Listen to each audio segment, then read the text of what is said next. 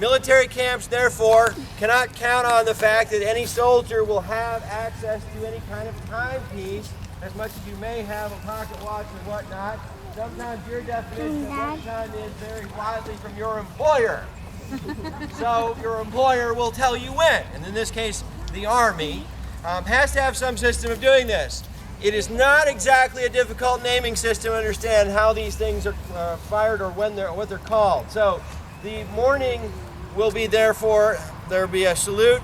The first gunshot of the day in the morning will be called the morning gun, right? Halfway through the day at noon, you obviously know the title of that one. Noon gun. And in the evening when your working day is about to end, they will call it Evening. exactly. So, not hard to get a hold of. Now, what we're going to do today is therefore fire a salute. This means we are going to make noise. That's all they did then, that's all we're going to do now.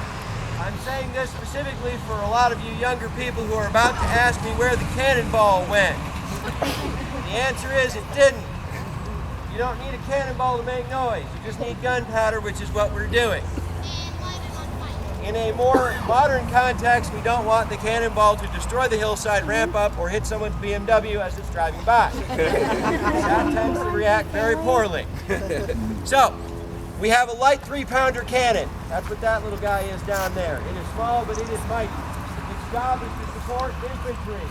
So if you see those movie depictions of a broad line of soldiers standing there foolishly, just standing there shooting, understand that if that were actually a real accurate portrayal, a battery of 2 of those would eliminate those people very, very quickly. That just tells you the movies usually get it wrong.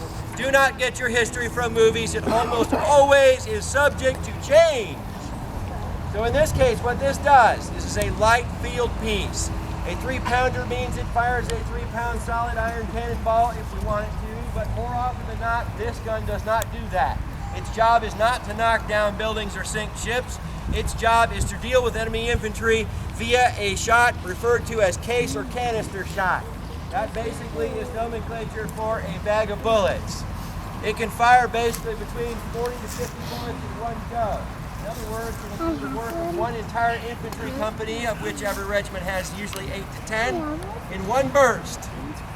Usually every regiment has 2 of them. The battery will move up, it's light, it's fast, it moves in quickly, it can reposition itself quickly.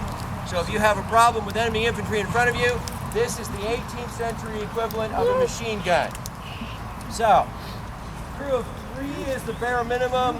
Ideally, a crew of 6 will fire the gun and actively work it. An entire setup, including horses and other things, of 12 people is the actual size if it's at full complement.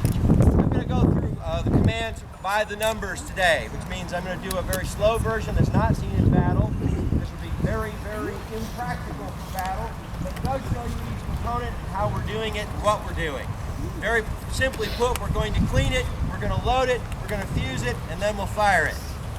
When you see us cover our ears after the command, make ready, that will be a very strong hint for you to do that as well. This is artillery. Protect your hearing.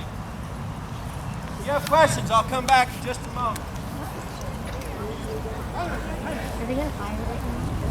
Well, didn't you just hear what he said? He covers his ears. Did you hear what he said? Then why weren't you listening? When he says, when he covers his ears, you cover yours.